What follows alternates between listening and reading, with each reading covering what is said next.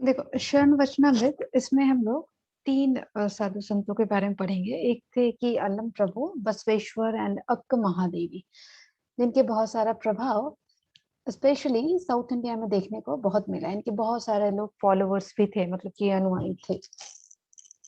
अलम प्रभु 12वीं सदी के, मतलब कि 12th सेंचुरी में थे। और बसवेश्वर जी कर्नाटक के बीजापुर जिले से बिलोंग करते थे। और वो शैव उपासक थे, मतलब कि शिव जी के उपासक थे, शिव भक्त थे।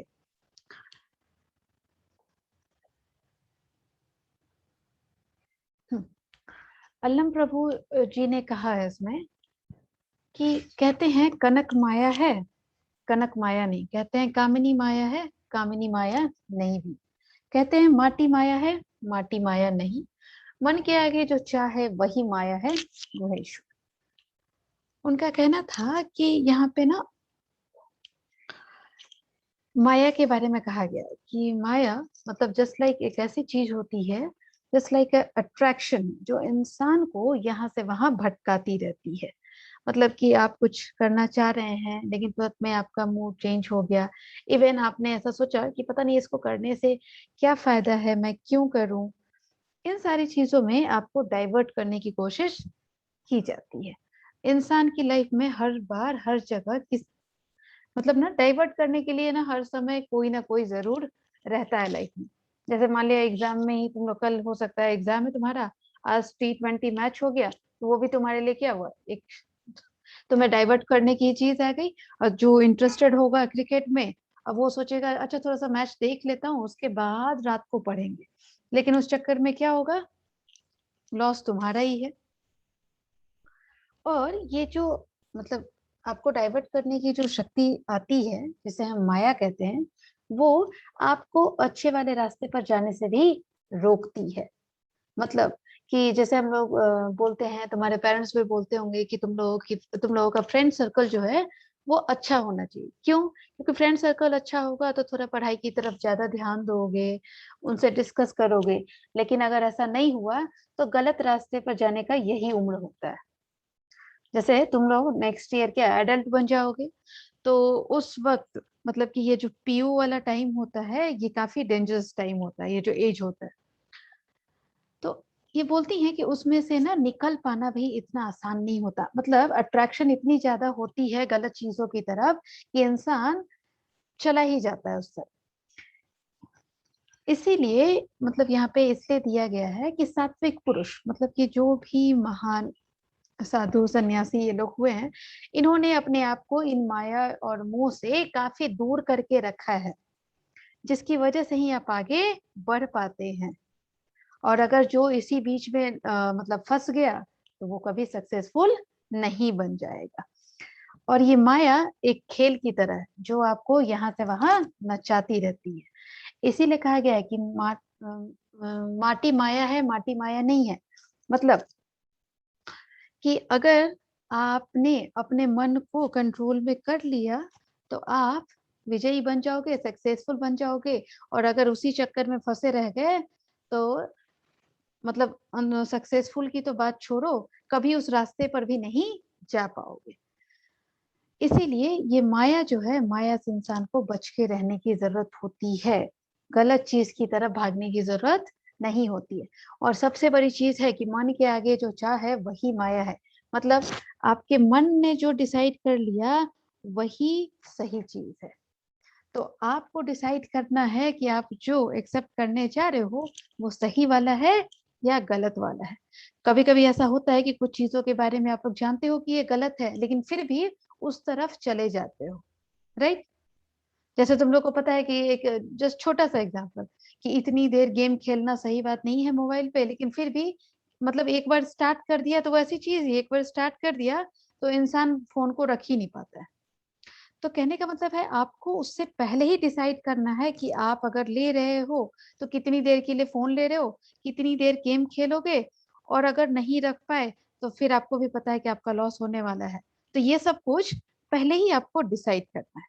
तो सब कुछ मन के ऊपर डिपेंड करता है। इसीलिए कहा गया है कि इंसान को अपने मन पर कंट्रोल होना बहुत जरूरी है।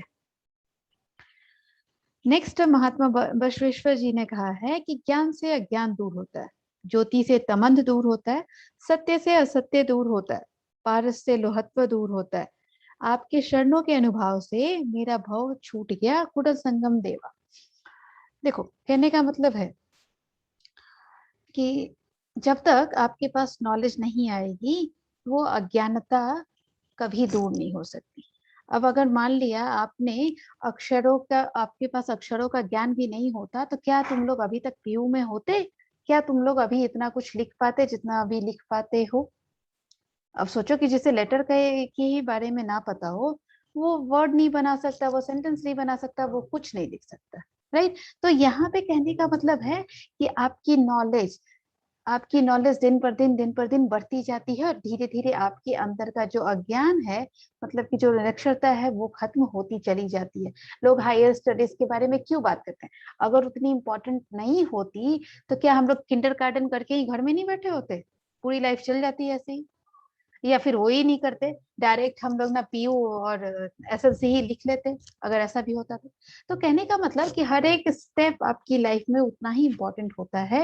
हर एक ईयर, जैसे जैसे आपकी एज बढ़ती है, वैसे वैसे आपकी मैच्योरिटी लेवल बढ़ती जाती है, वैसे वैसे आपकी क्वालिफिकेशन भी बढ़ती जाती है, और लाइफ में आप उतने ही आगे बढ़ते चले जाते हैं। ज्योति से तमंद दूर होता है, मतलब कि जब तक लाइट नहीं आती, जब तक लाइट ना हो, तो क्या अंधेरा दूर किया जा सकता है? चाहे वो लाइट किसी की भी हो, सन की लाइट हो, मून की लाइट हो, या हमारे घरों में जो लाइट है, राइट, करंट। तो इसीलिए किसी भी तरह के अंधेरे के हटने के लिए एक प्रकाश, एक रे, एक किरण की जरूरत जरूर होती है। जैसे कि आपकी लाइफ में ज्ञान का प्रकाश आया, तो आपकी जिंदगी का अंधकार खत्म हो गया। ठीक उसी तरह किसी भी नॉर्मल से अंधेरे, मतलब उस अंधकार को दूर करने के लिए लाइट का होना उतना ही जरूरी होता है। सत्य से असत्य दूर होता है, मतलब कि इंसान का झूठ तभी तक झूठ होता है जब तक सच सामने नहीं आ जाता। राइट? तो इसीलिए कहा गया है कि झूठ ज्यादा देर तक टिकता नहीं है। जब सच सामने आता है, तो सारा झूठ एक साथ खत्म हो जाता है। पारस से लोहत्व दूर होता है। पारस के बारे में पता है? पारस एक ना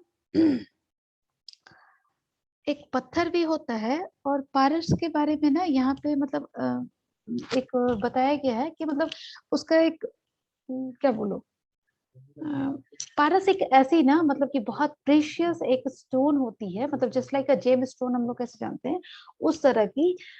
अगर उससे ना अगर लोहा भी टच हो गया, तो वो सोना बन जाता है। उसमें इतनी पावर है। आज भी है ये, लेकिन कहाँ है नहीं पता किसी को। ठीक है, लेकिन लोग अभी ढूंढते रहते हैं। तो इतनी मतलब ना ये रामायण वगैरह या किसी में उसका जिक्र भी है कि पारस एक ऐसी पत्थर, मतलब येलो कलर की होती है, मतलब जस्ट लाइक शाइनिंग होती है गोल्ड की। अगर वो लोहे से भी टच हो गई, तो वो चीज कंप्लीटली सोना बन सकती है। और यहाँ पे पारस के लोहत्व, मतलब पारस से लोहत्व दूर करने के लिए एक और चीज बताई गई है कि पारस इज जस्ट लाइक ना मोक्ष, मतलब कि कैसे ही आपने उस स्पर्श को, मतलब वो जो टच वाली फीलिंग है, अगर वो जैसे ही आई, तो आपकी जिंदगी में आपको मोक्ष मिल जाएगा। जैसे हम हिंदू धर्म में बोलते हैं ना कि मोक्ष मिलना इंसान के लिए बहुत जरूरी होता है, लेकिन वो मोक्ष क्या है, किसे मिला है, कब मिला है, ये तो किसी को नहीं पता। कोई भी मतलब कोई भी इंसान ऊपर जाने के बाद आकर के हम लोगों से तो फीलिंग तो शेयर करके गया नहीं है कि हमें पता हो। राइट? तो मरने वाला जब मर जाता है, तभी उसी को पता होगा कि मोक्ष क्या होता है। तो लेकिन मान्यता है कि हिंदू धर्म में मोक्ष की बहुत वैल्यू है। आपके शरणों के अनुभाव से मेरा भाव छूट गया, कुटिल संगम में। और बोलते हैं कि मैं जैसे ही आपके शरण में आता हूँ ना, मतलब कि जैसा बसवेश्वर जी के बारे में कहा गया ना कि शैव भक्त थे, मतलब शिव जी के उपासक थे, तो उनका कहना था कि मैं जैसे ही शिव के चरणों में गया हूँ, मैं एक महात्मा, एक सात्विक प्रवृत्ति का एक इंसान बन गया हूँ। और मेरे पीछे अब संसार है, मैं संसार के पीछे नहीं भाग रहा। मुझे मोक्ष का ज्ञान हो चुका है, और मैं उसी के रास्ते पर चलना चाहता हूँ। अब देखो, शिव शरणी अक्क महादेवी, ये भी इनका कहना था कि पर्वत पर बसाकर घर, जंगली जानवरों से क्या डरना, सागर किनारे बसाकर घर, लहरों से क्या डरना, हाट में बसाकर घर, शोरगुल से क्या डरना, चिन्ह मल्लिकार्जुन सुनो, जगत में जन्म लेने पर स्तुति निंदा से क्या डरना, मन में क्रोध न करके समचित रहना चाहिए। देखो काफी अच्छी लाइन है ये, मुझे बहुत पसंद है ये वाला। जब तुमने अगर पर्वत पर मतलब पहाड़ के ऊपर रहने का ठान लिया है, तुम सोच रहे हो कि उस पर तुम्हें घर बनाना है, तुम रहोगे, तो अगर तुम पहाड़ पर रहने का सोच सकते हो तो क्या जंगली जानवर से डरनी डरनी चाहिए? जब तुम पहाड़ पर जा रहे हो तो जंगली जानवर तो आएंगे ही, आसपास ही रहेंगे। फिर जब तुम सागर किनारे, ओशन के किनारे बैठे हो, तो तुम्हें क्या उसके वेव से डर लगना चाहिए? जब तुम बैठने जा रहे थे उसी वक्त तुम्हें सोचना था अगर तुम्हें वेव से डर लगता है तो। अगर तुमने मार्केट के बीचों बीच घर बनाया है तो उस शोर शराबे से भी नहीं डरना चाहिए, क्योंकि जैसे हम बोलते हैं ना ये रेसिडेंशियल एरिया, ये कमर्शियल एरिया है। तो कहने का मतलब कि अब आप जैसे जगह पे घर बनाए हो मार्केट के बीचों बीच, ऑब्वियसली वहां तो शोर शराबा होगा ही होगा। इसलिए वो बोलती हैं कि चिन्नी मल्लिकार्जुन सुनो, अगर इस दुनिया में जन्म ले ही लिए हो तो लोगों लोगों को जो आदत होती है ना क्रिटिसाइज करने की, उससे बिल्कुल भी नहीं डरना चाहिए, बल्कि आराम से सुनो, शांति से, जैसे निंदक नियर ना के अपने मन के अंदर रखो और ऐसे बिहेव करो जैसे तुम्हें उससे कोई फर्क ही नहीं पड़ता। क्यों? क्योंकि लाइफ में इन सारी चीजों से आमना सामना होता ही रहता है। तो कब तक इन सारी चीजों से हम डरते रहेंगे? ये सब कुछ उस समय से पहले ही सोचने की जरूरत होती है। जब तुमने कुछ ठान लिया है तो यू शुड नॉट बॉदर। हमेशा उस चीज से डट कर लड़ने का सीखो।